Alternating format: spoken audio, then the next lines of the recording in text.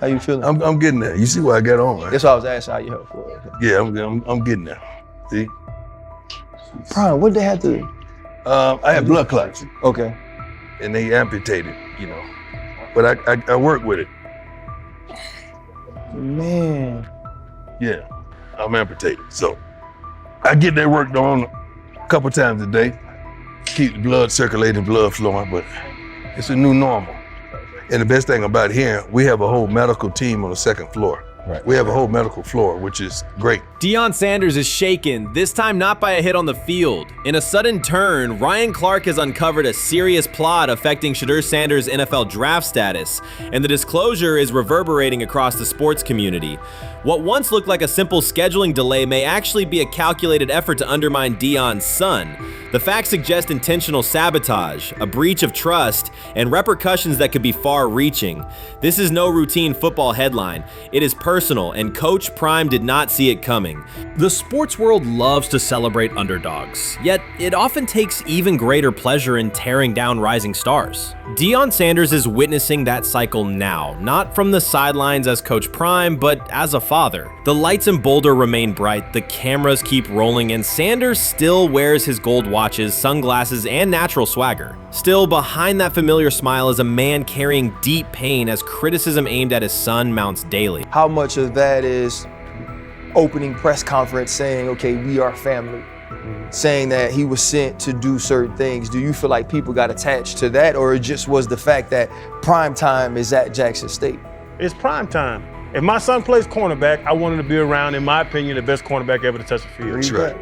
If my son played DN, I'd have to talk to you and tell me who's coaching the DNs. That's but right. I was sending my son to That play greatness. for prime. His pain does not come from critics or losses, but from watching his son, Shedeur Sanders, get pulled into a system where politics outweigh performance. By every metric, arm strength, accuracy, field vision, Shedeur belonged in the top 3 of any NFL mock draft. Defensive coordinators who tried to unsettle him know he never flinches. He owns the unteachable leadership trait that turns strong prospects into franchise cornerstones. Then the narrative shifted. Draft boards that once placed him 2nd or 3rd slid him to 5th, then 12th, and eventually out of the 1st round on some lists. Analysts grew cautious, executives became vague.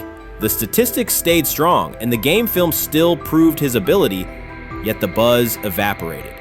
The abrupt silence felt deliberate and wrong. Former NFL safety and respected analyst Ryan Clark then delivered an unfiltered disclosure, not on a scheduled TV segment, but in an unscripted comment. He stated plainly that influential figures inside the league were not overlooking Shedeur Sanders. They were actively holding him back. The motive, Clark said, was political, and the real target was Deion Sanders, Hall of Famer, architect of Jackson State's resurgence, and the coach who turned a 1-11 Colorado program into a national headline. Deion's refusal to conform, wearing sunglasses indoors, dancing with players, speaking candidly, challenged an establishment that favors predictable images and rehearsed statements. According to Clark, that resistance to tradition was not forgotten. When Shedeur displayed the same mix of talent and confidence, concern spread through front offices and media circles. Questions about leadership style and attitude surfaced. Coded language for discomfort with a quarterback who mirrors his outspoken father. Clark's point was clear. The issue is not Shedeur's performance. If he had posted identical numbers at Ohio State or Alabama, endorsements and media specials would follow. Instead, interest cooled, because the Sanders family embodies a self-made identity the league cannot easily manage. Their visible pride and independent brand challenge a system that prizes control. And that threat, not football ability, is what Clark believes is suppressing Shedeur's draft stock. Shedeur Sanders doesn't ask for excuses. He hasn't blamed limited reps, patched together receiver groups, or 4th-string offensive linemen struggling against Cleveland's second-team defense. He shows up, works, and demonstrates why he belongs. On day 3 of Brown's training camp, for the first time since OTAs, he finally received something close to a fair opportunity. He lined up with the 2nd unit during an 11-on-11 period and made the most of it. In 8 plays, he did what he typically does when given a chance. He executed. He went 2 for 2 on a quick series, finishing with a decisive throw to tight end Blake Whiteheart that immediately caught the sideline's attention. There was no hesitation in his drop, no unsettled feet, and no panic. Just firm, accurate timing and clean operation. It raised an obvious question. What has taken so long for the Browns to evaluate him with a functional group? The story isn't only about one throw, it's about the delay before it. Sanders has been the guy for most of his football life, commanding high school programs, starring in the Southwestern Athletic Conference at Jackson State, then operating under national attention at Colorado. For the first time, he's been told to wait. He has treated that reality as part of the job rather than a setback. He has prepared like a professional since the moment he arrived, and on the third day of camp in heavy heat, he let the football represent his case. While coverage focused on the veteran presence of Kenny Pickett and Joe Flacco, Sanders made an impression with minimal volume. The difference with the second team was immediate. Protection held up, routes were on schedule, and progressions unfolded as designed. Within that structure, he looked like the quarterback who led efficient offenses at Jackson State and Colorado. Calm in the pocket, decisive in his reads, and accurate to tight windows. This was not simply a good practice period, it was a clear statement. He was not just operating the script, he was directing it. The timing was sharp, the reads were clean, and the seam throw to Whiteheart was a high-level anticipation throw, professional in placement and pace. The narrative around Sanders should reflect that when he is placed in a workable situation, his strengths are visible. Early work with 4th unit personnel included protection issues and unreliable spacing. With the 2nd unit, those variables stabilized and his work looked consistent with his resume. The performance supported a straightforward conclusion. The evaluation should move forward with higher quality reps. Sanders has been explicit about his approach. He does not request special treatment. He intends to be prepared so that when an opportunity appears, he can step in without a drop-off. He has said he wants to be ready for anything and not offer explanations after the fact. That mindset fits what teammates and coaches have observed. A quarterback focused on the assignment, not the conversation around it. The conditions were demanding: relentless sun, heavy humidity, and a practice tempo that stressed decision-making. Many players fatigued as the session wore on. Sanders did not show signs of rushing reads or forcing the ball. He managed the pocket, reset his base when necessary, and continued to deliver on time. The path he has taken, HBCU starter in the SWAC, then Power 5 starter under constant attention, has prepared him for compressed evaluation windows. He has been under scrutiny for years. The heat did not change his process. He moved defenders with his eyes, anticipated breaks, and stepped into throws with balance. The crowd was not chanting his name, and there were no ovations. That was irrelevant to the task. He is focused on the locker room and the staff, and he is building credibility the same way he did at previous stops, by being reliable when the ball is snapped. Quarterbacks coach Bill Musgrave has emphasized ignoring external noise and keeping attention on install, footwork, and timing. Sanders is familiar with the dynamic. He has been followed by cameras and commentary since his early teens. He has experience living with attention and still adhering to routine. Under heat, with a narrow set of snaps and multiple decision points, he stayed composed and effective. 2 speeding citations, 91 miles per hour in Brunswick and 101 miles per hour in Strongsville, became national items. General Manager Andrew Berry characterized the decisions as not smart and stressed that it's not only about driving fast, but about the safety of others. Sanders accepted responsibility, stated that he learned from the incidents, and said he would follow the rules. The attention to those citations did not alter his daily schedule or his practice preparation. He arrived early, stayed engaged, and kept the discussion centered on work.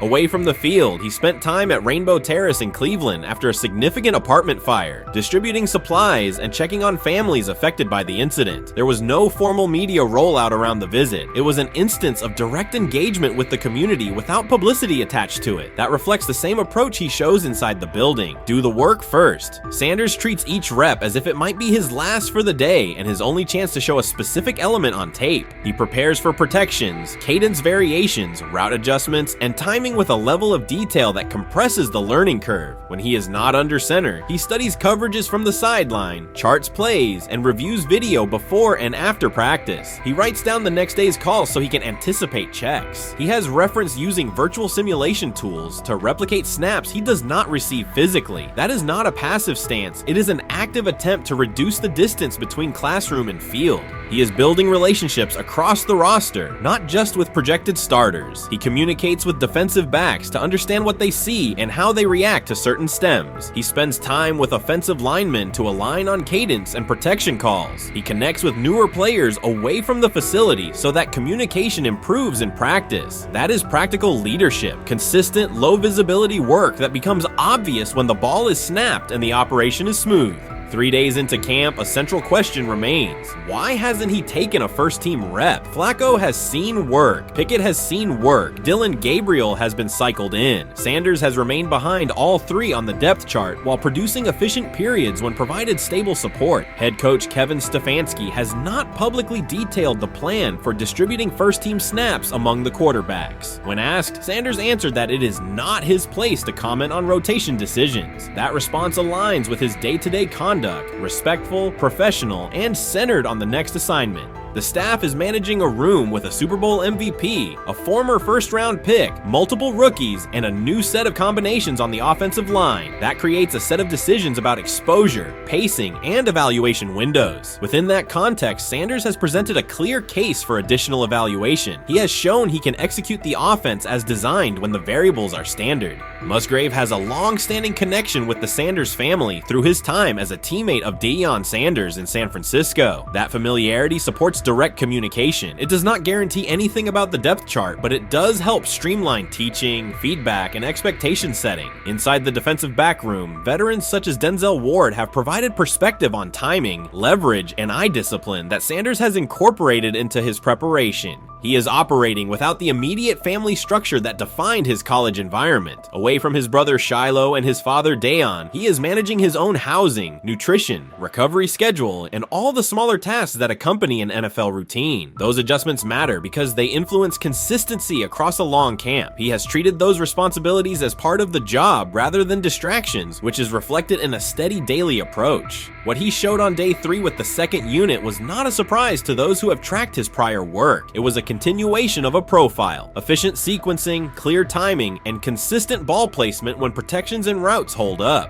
The 8-play period was short, but it was enough to reinforce the point. He doesn't need a large sample to demonstrate baseline operation. He needs a fair sample to test ceiling and adaptability. There is also the matter of perception. Public attention concentrated on the speeding tickets and the general manager's response. Less attention fell on the preparation, the efficient period with the second team, or the community engagement at Rainbow Terrace. That imbalance is common in training camp narratives. Sanders has handled it by keeping his answers simple and his focus on football. He has not tried to redirect the conversation. He has done his work and waited for additional reps. The objective next step is straightforward: expand the evaluation with higher unit personnel and standard opponents. That does not require a complete reshuffling of the depth chart. It requires allocating a defined sequence of first-team snaps so that timing with starting receivers and protections with starting linemen can be measured on tape. The staff can then compare operation speed, accuracy under pressure, red zone decision-making, and 2-minute mechanics against the other quarterbacks. That is the most direct way to clarify the competition. None of this dismisses the experience or track records of the veterans in the room. It emphasizes that the purpose of camp is to test assumptions with current performance. Sanders has provided enough evidence with the second unit to justify a broader look. He has shown that the pace of his feet matches the pace of his eyes, that he can hold safeties with his shoulders, and that he can drive intermediate throws without float. He has also shown discipline to take the clean completion rather than force the vertical shot when leverage dictates otherwise. Every day, he has addressed the controllable items: meetings, note-taking, install recall, cadence management, and post-practice review. He has not asked for public guarantees. He has asked for an opportunity to compete on comparable terms. The 8-play sequence with the second unit was a small but clear example of what he can do when those terms exist. The staff's communications have been measured. Stefanski has not laid out a schedule for first-team rotations publicly. Barry addressed the speeding incidents directly and emphasized standards for decision-making off the field. Sanders accepted the criticism, adjusted his behavior, and moved forward. Those are the relevant facts. What remains is a football evaluation that can only be completed by giving him snaps with the top group and measuring the results. If that evaluation occurs and he performs at the level he showed with the second unit, the conversation will shift from potential to placement. If it does not occur, the question will persist through camp. Why not test the full picture? Sanders has built a case based on preparation, poise, and execution. He has demonstrated leadership by building relationships across the roster. He has shown maturity in handling external issues directly and moving on. He has given the staff reasons on the field and in the building to continue the process.